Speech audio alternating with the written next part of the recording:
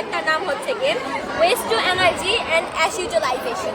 এটা জিনিসটা কিভাবে কাজ করে, তো এই প্রজেক্টটার মেন যে বিষয়, সেই মেন বিষয়টা হচ্ছে গিয়ে আমরা সারা এলাকার যে ময়লা বজ্র ওয়েস্ট সেগুলো হচ্ছে কি আমরা কালেক্ট করবো, এবং কালেক্ট করার পরে আমরা হচ্ছে কি এই বিল্ডিংয়ে সেই ওয়েস্টটাকে পুরাবো 1000 ডিগ্রি সেলসিয়াস তাপমাত্রা।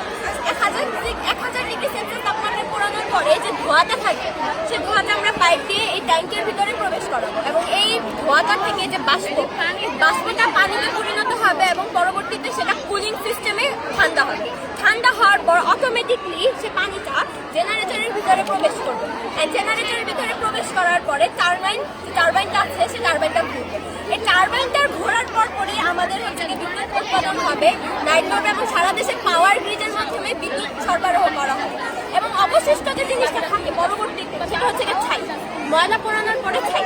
এই ছাইটার ব্যবহার হচ্ছে গিয়ে আমরা সেই ছাইটাকে হচ্ছে গিয়ে বিভিন্ন কনস্ট্রাকশনের কাজে, যেমন রাস্তার পিচ নির্মাণ, পিচ কাটাইয়ে, আর হচ্ছে গিয়ে মাটির পিএইচ লেভেল নির্ণয় করতে সাহায্য করতে পারে। এখানে আরেকটা জিনিস আছে, অর্ধেক সম্পর্কিত যে অর্ধেক ধোঁয়াটা, সে ধোঁয়াটা তো বাষ্প হয়ে ট্যাঙ্কের ভিতরে প্রবেশ করলো, এবং বাকি ধোঁয়ার কি হবে? বাকি ধোঁয়া তো পরিবেশে আমরা যাই না, শুনে দূষিত ধোঁয়া পরিবেশে থাকতে পারি না। তো এটার জন্য করণীয় হচ্ছে গিয়ে এই যে ধোঁয়াটা, এই ধোঁয়াটাকে এখানে আমরা দুইটা ফিল্টার লাগাইছি। এখানে হচ্ছে একটা হেপা ফিল্টার, আরেকটা হচ্ছে ওয়েট স্ক্রাব।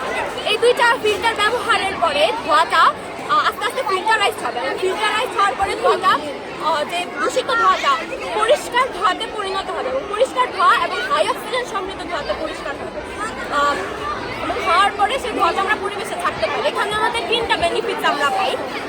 ময়লার মাধ্যমে সবকিছু অ্যারেঞ্জ করা, বিদ্যুৎ, তাপশক্তি, যান্ত্রিক শক্তি, বিদ্যুৎ শক্তি এবং অর্থনীতির যে একটা ব্যাপার আছে কর্মকাণ্ড, সেটাও আমরা সম্পন্ন করতে পারি। এই ছিল আমার আজকের প্রেজেন্টেশন। ধন্যবাদ সকলকে শোনার